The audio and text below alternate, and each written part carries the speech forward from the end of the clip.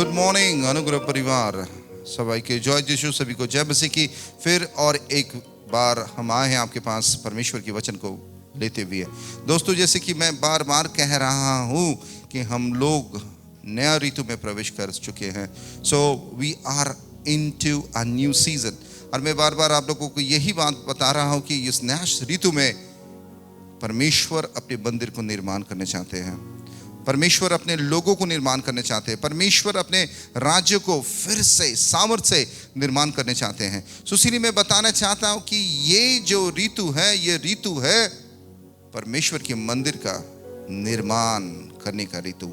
It's a new building. This season is a season of new building. दोस्तों, बहुत सारे समय में हम लोग अपने घर में क्या करते हैं, रंग करते हैं, दीवालों को रंग करते हैं। मगर ये दीवाल को रंग करने का ऋतु नहीं है। ये नया दीवाल तैयार करके उसे रंग करने की जरूरत है। So in this new season there has to be breaking of the old season and building of the new season.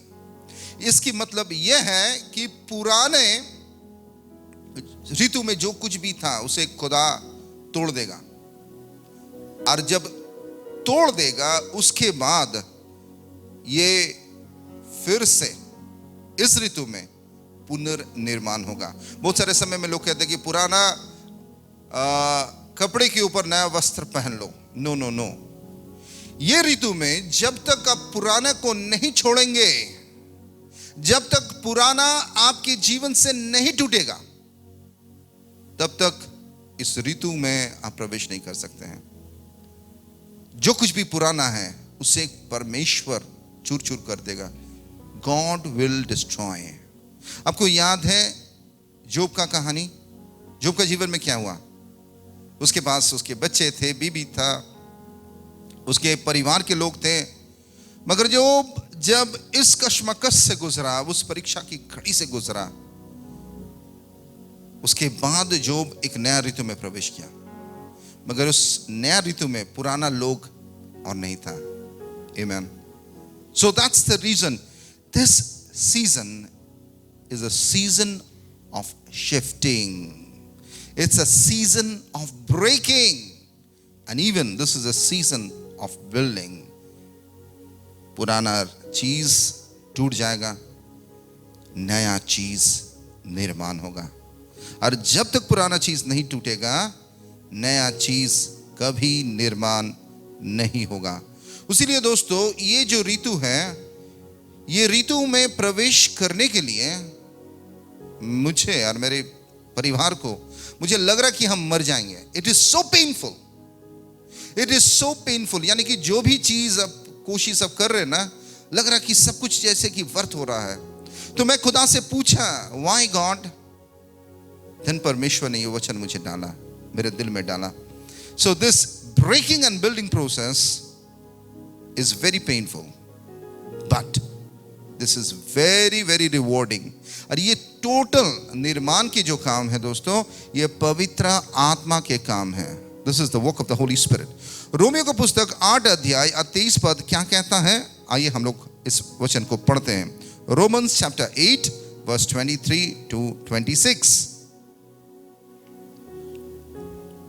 और केवल वही नहीं, पर हम भी जिनके पास आत्मा का पहला फल है, आप ही अपने में कहराते हैं और लेपालक होने की, अर्थात अपनी देह के छुटकारे की बाट जोते हैं। उसके वाला नेक्स्ट वर्स, आशा के द्वारा तो हमारा उद्धार हुआ है, परंतु जिस वस्तु की आशा की जाती है, जब वो देखने में आए तो फिर आशा कहाँ रही? क्योंकि जिस वस्तु को कोई देख ना रहा है, उसकी आशा क्या करेगा? ओके, यानी कि आपके पास आशा है, उम्मीद है कि मेरा जिंदगी बदलने वाला है, चीज बेहतर होने वाला है, क्योंकि ये नया ऋतु है। मगर इस ऋतु को जैसे कि आप देख नहीं पा रहे हैं, आप समझ पा रहे हैं, जैसे कि आप प्रवेश नहीं कर पा रहे। और अंत में क्या कर रहा है? 26 कोई पढ़ दीजिए मेरे लिए।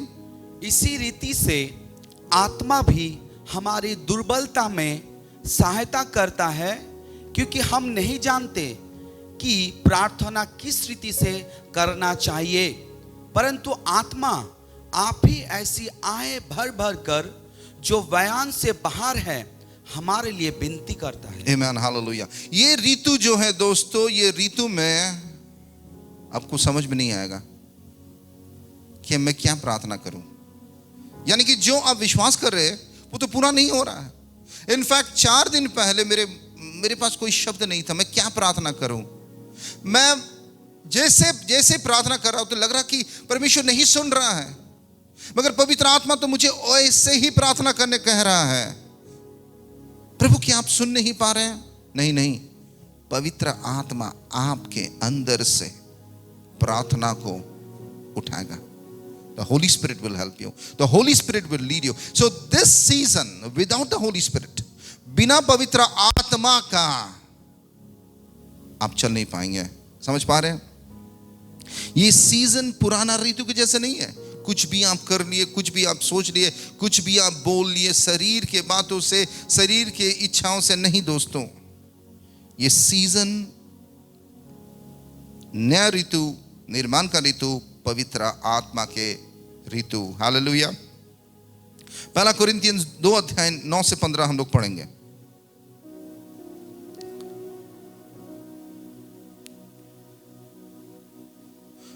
First Corinthians chapter 2 verse 9 to 15 वचन कहता है कि no eyes have seen, no ears have heard, no minds have imagined what God has prepared for those who loves him। आंखों ने नहीं देखा, मन ने कल्पना नहीं किया कि जो परमेश्वर आपके लिए रखा है, जो प्रभु से प्यार करता। यानी कि ये ऋतु जो होने वाला है, ये ऋतु में जो प्रवेश कर देगा वो अद्भुत पराक्रमी सुपरनैचुरल चीजों को देख पाएंगे, सुपरनैचुरल थिंग्स को दोस्तों। और 10वीं आयत कहता है, it was to us that God revealed this things by the spirit. और ये सारे चीज पवित्र आत्मा ने हमें दिखाया। For spirit searches out everything and shows up God's deep secrets. क्योंकि पवित्र आत्मा को ही मालूम है कि परमेश्वर क्या करने वाला है। हालेलुया दोस्तों, इसलिए समझ जाइए, वचन कहता है कि परमेश्वर की योजना कुशल और मंगलता का ही है, हानि की नहीं है। 11वीं पद कहते हैं, no one can knows a person's thoughts except that person's own spirit, and no one knows what God's thoughts except God's own spirit। जैसे कि एक व्यक्ति का जो सोच है उसी को ही मालूम है, और जिसके पास पवित्र आत्मा नहीं है वो परमेश्वर की सोच को कभी समझ नहीं पाएंगे दोस्तों। और 12वीं आयत कहते हैं, and we have received God's spirit, not the world's spirit, so we can know the wonderful things that God has freely given us। I am really excited क्योंकि हमारे पास पवित्र आत्मा है, उसीलिए हमें संपूर्ण समझदारी कि खुदा क्या करने वाले हैं।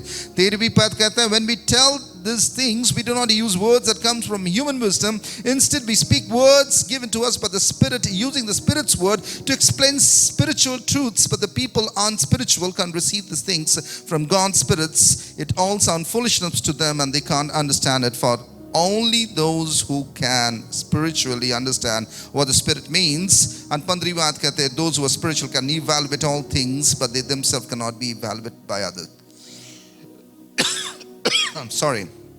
इसका मतलब क्या है? पवित्र आत्मा गहरा काम कर रहा है। ये शरीर की बातों से आप समझ नहीं पाएंगे। शरीर से आप इस नया ऋतु में नहीं घुस सकते हैं।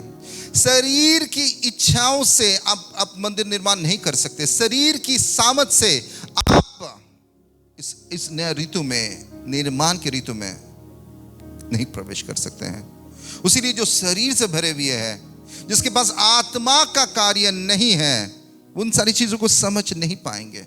दोस्तों, मैं एक चीज आपको समझा रहा हूं। अगर आप जाएंगे, वचन पढ़ेंगे, रोमियो के 9 चैप्टर में इस प्रकार लिखा गया है, जो खुदा के संग जुड़ा था। देखिए, यहूदी लोग जो थे ना, वो कहते कि मैं इब्राहिम का वंश हूं, यानी कि मैं यहोवा का आशीष के तले हूं। ऑफ कोर्स परमेश्वर इजराइल के लोगों से बहुत प्यार करते हैं, मगर हम जो है रेमिनेंट, हम लोग फिजिकली शायद इब्राहिम के डिसेंडेंट से नहीं है, मगर हमारे संग परमेश्वर का आत्मा में मिलन हुआ। वी आर कवनेंटल, स्पिरिचुअली कवनेंटली परमेश्वर के संतान बन चुके हैं, और हमें रेमिनेंट कहा जाता है, हमें विश्वासी कहा जाता है। और इजराइल के लोग को भी प्रभु प्यार करते हैं, मगर उसके दिल कठोर है. The people of Israels, the Israelites in the Old Testament, अगर आप देखेंगे, उसके दिल कठोर बन चुका था. उसीलिए वो परमेश्वर की आत्मा के काम को नहीं समझा. जब वो मिस्र से निकला और वो केनन देश में जा रहे थे, वो गुड़गुड़ा रहे थे, कुड़कुड़ात रहे थे, कंप्लेन कर रहे थे, मम्बड़ कर रहे थे, क्योंकि वो शरीर में थे. मगर जो आत्मा में भरा हुआ था, केवल 2 व्यक्ति, केलब, जोशुआ, और जो इस विल्डरनेस में जिसका जन्म हुआ, they are the one who entered the promised land. दोस्तों, उसीलिए चर्च में तो बहुत लोग आते हैं, वचन तो बहुत सुनते हैं आप लोग. शायद आपके पूर्वजों 3-4 generation of Christians हैं. But the question right now comes very clear to you. In this season, ये नए ऋतु में, are you filled with the Holy Spirit? नहीं तो आप comprehend नहीं कर पाएंगे. आप कहेंगे ये क्या हो रहा है, पास्टर जी क्या कह रहे हैं? दोस्तों, अगर आप शरीर में हैं तो आप रेबेलियस बन जाएंगे, यानी कि आप हठीले बन जाएंगे. आप खुदा से लड़ बैठेंगे. आपके चर्च के दर्शन के विरुद्ध में आ जाएंगे और कहेंगे कि और मैं सह नहीं पा रहा हूं क्योंकि ये दर्दनाक है और मैं प्रभु को छोड़ रहा हूं, और आई क्विट एंड आई गो. और खुदा से आप लड़ बैठेंगे. और ये प्रोसेस पेनफुल है. जब तक आप मिट्टी में नहीं मिल जाएंगे, जब तक आप शरीर में खत्म नहीं हो जाएंगे, तब तक आत्मा के सामत में आप घुस नहीं पाएंगे. और अगर नहीं घुस पाए तो आप स्वर्ग राज्य के अधिकारी नहीं होंगे. देखिए आइजाया का पुस्तक 43 वर्स 18 to 20 क्या कहता है. इशाया का 43:18 से 20 पद कहता है, but forget all that, it is nothing compared to what I am doing. Hallelujah. वो जो ऋतु था, पवित्र आत्मा कह रहा है, देखो तुमने मेरे पास आया, मैंने तुम्हें तैयार किया. अब तुम्हारी जो दुख के दिन है, कष्ट तकलीफ के दिन है, भूल जाओ, क्योंकि मैं कुछ नया कर रहा हूं. 19 आयत कहता है, for I am about to do something new, see I am already begun, do you not see it? I will make a pathway through the wilderness and create rivers in the dry wasteland. Hallelujah. क्या तुम देख नहीं पा रहे हो? क्या तुम समझ नहीं पा रहे हो? देखो मैं क्या कर रहा हूं. मैं रेगिस्तान में दरिया बहा रहा हूं, और मैं क्या कर रहा हूं? I am making a way in the wilderness. बंजर जमीन में मैं मार्ग तैयार कर रहा हूं. This is miracle, isn't it? सुन के तो अच्छा लग रहा. क्या प्रभु ये हो सकता है? जरूर हो सकता है. अगर आपके अंदर में पवित्र आत्मा है तो आज आप समझ पाएंगे. अगर शारीरिक मन से इस बात को आप कल्पना करने की कोशिश किए, इट इज इम्पॉसिबल. 20वीं आयत कहता है, the wild animals in the fields will thank me, the jackals and the owls too, for giving them water in the desert. Yes, I make rivers in the dry wasteland so my chosen people can be refreshed. Hallelujah. मेरे बच्चा, मेरे बेटियां, तुमने बड़ी कठिन परिश्रम किया. तूने बहुत कष्ट और दुख से गुजरा. अब मैं तुम्हारे लिए देखो क्या करूंगा. तुम्हारी सोल को तुमको मैं रिफ्रेश करूंगा. ये सीजन परमेश्वर के चुने हुए लोगों का है. आइजाया का 54 verse 11 कहते हैं, O storm battered city, troubled and desolate, I will rebuild you with precious jewels and make you foundation from lapis lazuli. इसका मतलब क्या है? अरे टूटे फूटे शहर इज़राइल, अब देखो मैं फिर से तुम्हें पुनर्निर्माण करूंगा, फिर से तुम्हें सजाऊंगा, और ऐसे सजावट में तुम्हें मैं सजाऊंगा कि लोग हैरान हो जाएंगे. इतनी कीमती पत्थर से मैं तुम्हें सजाऊंगा कि लोग अवाक हो जाएंगे. दोस्तों, इस सीजन में अगर लोग, इसके पहले वाली सीजन में आपको लगा कि अब एक मुर्गी का अगर पंख को नोच लेंगे, कैसे देखने में लगेगा? बदसूरत लगेगा ना. मगर इस सीजन में परमेश्वर आपको सजाएगा. दोस्तों, I am telling you, prophesying over, जो भी सुन रहे हैं, ये नया ऋतु में परमेश्वर फिर से सजाएगा. मगर आगे ऋतु में अगर परमेश्वर ने आपको तोड़ा, मैं और मेरे परिवार बीते 3 साल से इतना कष्ट तकलीफ से जा रहे थे. शायद आप लोग नहीं समझ पा रहे, खा रहे, पी रहे, उठ रहे, सब कुछ कर रहे, मगर जो दर्द अंदर में था, और खुदा से पूछ रहे थे, प्रभु क्या हम गलत कर रहे, क्या प्रभु आपके मार्ग में नहीं चल रहे, क्या प्रभु हमारी जिंदगी में कुछ ऐसे पाप है। मगर एक दिन परमेश्वर ने कहा कि ये मेरा करनी है, I am doing this things. And then I saw कि शैतान यहाँ है ही नहीं, यहाँ परमेश्वर काम कर रहा था, क्योंकि ये पुनर्निर्माण के काम है दोस्तों। उसीलिए मैं कह रहा हूँ आपके छोटा चर्च अब बड़ा होने वाला है। हालेलुया, आपका जीवन बदलने वाला है। No one will call you desolate anymore, but they will say you are dazzling. आपको कहेगा कि और तुम बेकार नहीं हो, अब तुम चमक रहे हो। जो आंसू से बोया है वो खुशियों से काटेगा। दुखों का दिन चला गया है, आनंद का दिन आ चुका है। भजन संहिता 127 का 2 पद कहता है, unless the Lord builds a house, the work of the builders is waste. Unless the Lord protect a city, guarding its sentries will do no good. अगर परमेश्वर तुम्हारा घर को नहीं निर्माण करेगा, तुम नहीं कर पाओगे।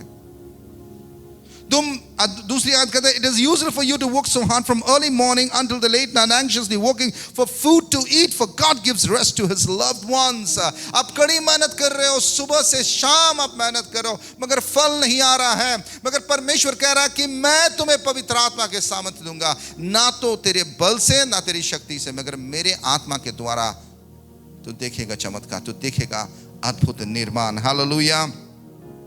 उसीलिए यिर्मयाह कहता है 1 अध्याय 10वीं पद में, Today I appoint you to stand up against nations and kingdoms.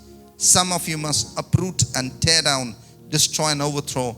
Others you must build up a plan. Hallelujah.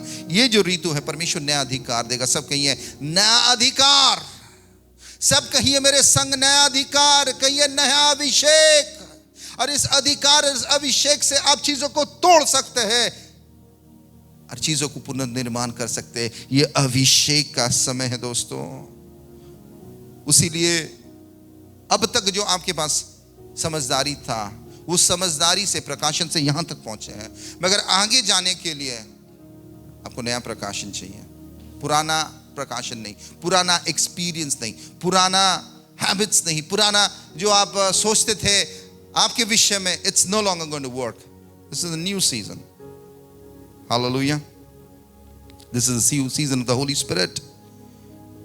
और धीरे धीरे धीरे धीरे परमेश्वर की आत्मा आपको अगुवाई करेगा और परमेश्वर की आत्मा आपके आत्मा को भरेगा उसके सामर्थ से कि मंदिर निर्माण हो सके। देखिए दोस्तों, अगर दुनिया के चाहत से आप भर जाएंगे तो परमेश्वर के घर को आप कभी निर्माण नहीं करेंगे। आप खुद के घर को निर्माण करेंगे। आपके फोकस आपके अंदर आ जाएगा। शरीर के काम तो यही है। People are very passionate, very dedicated in their work, मगर वो खुद के लिए सोचते हैं। मगर जो आत्मा के सामर्थ्य जील से भर जाएगा वो परमेश्वर के लिए सोचेगा। हालेलुया। और हमें चाहिए आत्मा के सामर्थ। बिना आत्मा का सामर्थ का मंदिर निर्माण आप नहीं कर पाएंगे। उसीलिए दोस्तों, एक एग्जाम्पल मैं आपको दे रहा हूं। अगर आप देखेंगे ज़करयाह का पुस्तक 3 अध्याय 3 से 5 पद कहता है, Yehoshua clothing was filthy and he stood before the angel. So the angel said to others standing there, take off his filthy clothes, and turned to Joshua and said, see, I have taken away your sins and now I'm giving you the fine new clothes. Then I said they should all place a clean turban on his head. So they may put a clean priestly turban on his head and dress in the new clothes while the angel of the Lord stood by. इसका मतलब क्या है? देखिए दोस्तों, जब आप यहोशुआ का गंदा फटा वस्त्र था, खुदा ने कहा कि यहोशुआ, तुम्हारे गंदे फटे हुए वस्त्र को मैं हटाकर तुम्हें मैं नया वस्त्र देने वाला हूं, तुम्हें मैं नया पगड़ी देने वाला हूं। दोस्तों, नया वस्त्र, अच्छा वस्त्र, new clothes shows us our position, हमारे अधिकार को दिखाता है, हमारे ओहदे को दिखाता है। यानी कि आपके ओहदा बदलने वाला है, आपके पोजीशन चेंज होने वाला है। बट जब तक पुराने वस्त्र को नहीं खोलेंगे आप नया वस्त्र को नहीं पहन सकते हैं। अब देखिए, मैं और थोड़ा गहराई में लेके जा रहा हूं। पुराने वस्त्र के ऊपर नया वस्त्र आप पहन नहीं पाएंगे, तो उसे खोलने पड़ेगा। देखिए, जब पुराने वस्त्र आप खोलेंगे, नया वस्त्र पहनेंगे, आपको नंगा होने पड़ेगा। सुनिए मेरे बात को, ध्यान से सुनिए। इंग्लिश में इसको कहता है नेकेड। और जब खुदा आपको नेकेड करेगा, आप शर्म से अपने आप को छिपाने की कोशिश करेंगे। You understand? लोग कहते कि परमेश्वर तो बड़ा योजना रखा, प्रभु कहां हो रहा है? Unless you become naked. यानी कि नेकेड का मतलब क्या है? कुछ नहीं है परमेश्वर, कुछ नहीं है। हमारा जन्म नेकेड हुआ था और जब जाएंगे नेकेड जाएंगे। वस्त्र यहां रह जाएगा। जब रैप्चर होगा, शरीर की वस्त्र यहां खोल के रह जाएगा। Will get a new garments, new dress. क्या आप तैयार हैं खुदा के लिए नेकेड होने के लिए? This process is painful. That is the difference between the old season and the new season. And once you get your new clothes, तब आप अभिषेक देखेंगे। अब समझ पा रहे, जब खुदा ने नूह को कहा कि नूह तू उस जहाज को बना, इम्पॉसिबल था, रेगिस्तान था उस जगह, but that was a new season and Noah built that ark which was impossible. यानी कि सुलेमान का मंदिर तो टूट गया। अब खुदा कह रहा कि अब यहोशू जा, जरुब्बाबेल जा, मैंने तुझे चुना हूं और जाके पुनर्निर्माण कर। दोस्तों, आज हमारे मन में स्वर्ग की आचरण होना चाहिए, जगत का नहीं। अगर जगत की आचरण हो जाएंगे ना आपके मन में, तो आपके मन संकीर्ण हो जाएगा, नैरो माइंडेड हो जाएगा। The world is narrow minded, but we have to choose the narrow way. Hallelujah. समझ पा रहे हैं? हमें संकीर्ण मार्ग को चुनना है। हमें बड़े मार्ग से हम स्वर्ग नहीं जा सकते हैं। बड़े मार्ग से हम परमेश्वर की आत्मा से भर नहीं पाएंगे। बड़े मार्ग से हम लोग निर्माण नहीं कर पाएंगे। So come out of your narrow minded. जब इजिप्ट से लोग निकला ना, उसके माइंड नैरो था, नैरो माइंडेड था, छोटा था। उसीलिए वो समझ नहीं पा रहे थे परमेश्वर की विशाल योजना को। मगर खुदा कह रहा है, आज पवित्र आत्मा से भरकर तुम मेरे लिए उस संकीर्ण मार्ग में आ जाओ और देखो मैं क्या करने वाला हूं। दोस्तों, इस मिनिस्ट्री की, सेविकाई की जीवन में बीते 17 इयर्स में सेवा कर रहा हूं और लोगों को मैं संशोधित करने की कोशिश किया। ये गलत है, ये ठीक नहीं है, अपने जीवन को बदलो। तो लोग कहने लगा, अरे पास्टर जी तो सारे बातों में मुझे टोक रहा है, मुझे समझा रहा है। People did not like that. और शैतान इसका फायदा उठाने लगा और शैतान लोगों के मन में कठोरता देने लगा, क्योंकि मैं जो उस पर्सपेक्टिव से लोगों से बात कर रहा था, ये पवित्र आत्मा की आवाज को सुनकर, मगर लोग उसे फ्लैश में रिएक्ट कर रहे थे, शरीर में। उसीलिए क्या हो रहा था? संघर्ष हो रहा था, रेबेलियसनेस तैयार हो रहा था। लोग टीम में रहते थे, मगर उसके दिल क्या था? हमारे प्रति कठोर था, क्योंकि वो शरीर में रिएक्ट कर रहा था। और मैं कैसे बोल रहा था? आत्मा में बोल रहा था। इसीलिए खुदा ने मुझे एक बात को कहा। खुदा ने कहा, चुप हो जा। खुदा ने कहा कि चुप हो जा मेरे बच्चा, तू मेरे लिए चल। और अगर आज आप सुन रहे हैं मेरी बातों को, ध्यान से सुनिए। आप क्या नैरो माइंडेड हैं ना? आप नैरो वे को चूज कर रहे हैं। अगर आप खुद चूज करेंगे तो आप मार्ग को पहचान जाएंगे। अगर मैं बोलूंगा, शायद आप मुझसे लड़ बैठेंगे और खुदा से भी लड़ बैठेंगे। आइए अपने आंखों को बंद करते हैं और मैं कहना चाहता हूं, परमेश्वर आपको नया चित्र देने वाला है, नया प्लान्स देने वाला, न्यू ब्लूप्रिंट्स देगा, बट ओल्ड ब्लूप्रिंट को फेंकने पड़ेगा। Let's close our eyes. पवित्र आत्मा जी, प्रभु तुझे धन्यवाद कहते, कोटि कोटि धन्यवाद आज के इस वचन के लिए। मैं प्रार्थना करता हूं, ये निर्माण का समय है। पवित्र आत्मा हमें मदद कीजिए प्रभु, एक एक सुनने वाले को मदद कीजिए प्रभु, कि हम लोग शरीर में हैं मगर तेरी आत्मा से ही तो हमारा जन्म हुआ है। उसीलिए मैं प्रार्थना करता हूं, पवित्र आत्मा हमें, हमारे अंदर में आप समा जाइए, हमें भर दीजिए आपकी उपस्थिति से। तुम महान है पिता, तुम पवित्र है पिता। We love you and we praise you. Bless this day and bless every hearers. And we thank you for this new season. We receive it. We walk into this new season. इस नया ऋतु में हम step in करते हैं, walk in करते हैं, old season से walk out करते हैं, क्योंकि ये निर्माण का समय है। धन्यवाद कि तेरा मंदिर जल्दी ही आने वाला है, तेरा राज्य बढ़ने वाला है और अद्भुत रीति से बहुत सारे खोए हुए लोग परमेश्वर आपको अपनाएंगे यीशु मसीह के नाम से आमीन। God bless you. प्रभु आपको आशीष दें। अगर इस वचन से आप आशीषित हुए हैं तो प्लीज कृपया अपने दोस्त मित्र फ्रेंड्स को शेयर कीजिए। God bless you and shalom. Catch up next week. God bless you. Bye.